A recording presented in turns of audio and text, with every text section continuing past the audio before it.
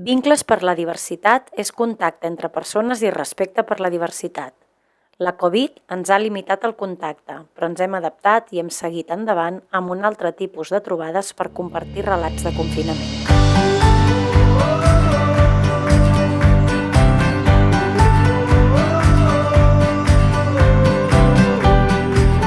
Per mi el confinament va ser com si hagués hagut una guerra.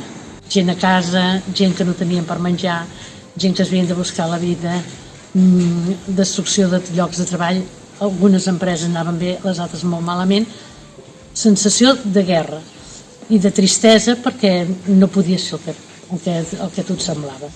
I havies d'estar confinat a la força.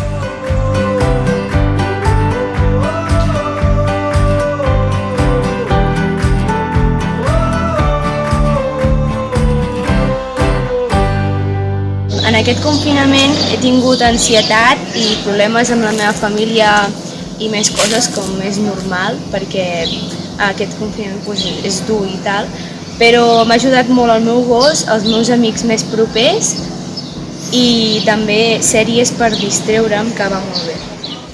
A mi el confinament el que em va xocar més va ser el silenci. Un silenci que no m'hi havia trobat mai. Però d'altra part em va anar molt bé perquè faig ioga i m'anava perfecte concentrar-me en els moments de ioga.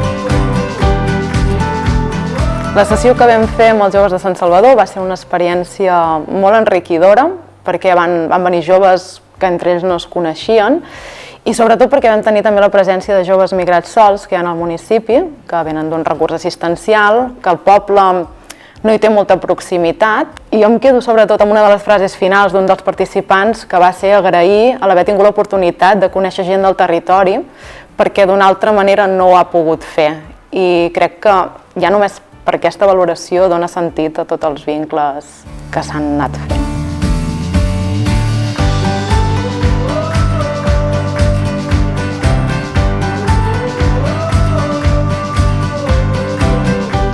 La idea és una mica que des de Montserrat pogut parlar amb el món i contactar amb les famílies i poder explicar com estava.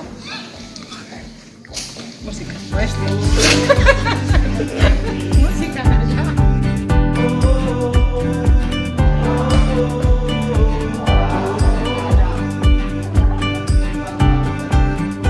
Jo durant el confinament el que em va anar molt bé, que no ho havia aconseguit mai en la meva vida, ha sigut que totes les plantes de casa meva han estat regades, cuidades, mimades, que fins ara no havia aconseguit mai perquè per manca de temps.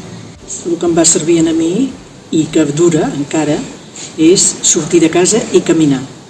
Jo era una persona que no caminava gaire, però ara si no ho faig ho trobo a faltar.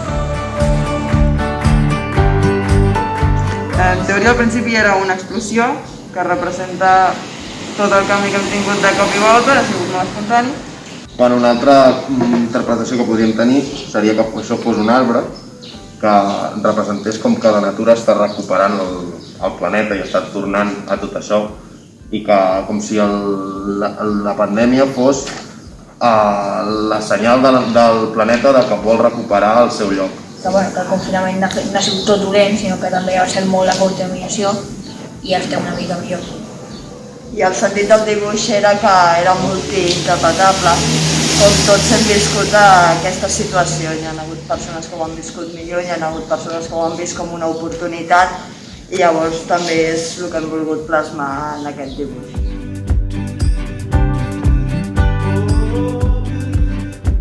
Quizás donde he visto más el cambio es en los animales, porque incluso en casa pues nos hemos encontrado un par de serpientes y en el camino pues dos concretamente, un zorro estaba en el camino, paré el coche y lo llamé y vino. O sea que los animales están tan alterados como nosotros. El confinament vaig trobar molt a faltar les abraçades i els petons, la gent que estigui.